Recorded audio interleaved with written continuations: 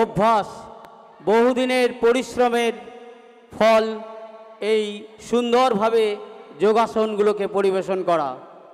এরপর আমাদের নাটক ছাত্রের পরীক্ষা। এই নাটকটা রেডি করতে একটু সময় লাগবে। সেই ফাঁকে অর্জুন দাস তার বাঁশি নিয়ে আবার সুরের মূর্ছনায় আমাদেরকে আবার সেই সুরের জগতে নিয়ে যাবে। এখন আসছে অর্জুন দাস।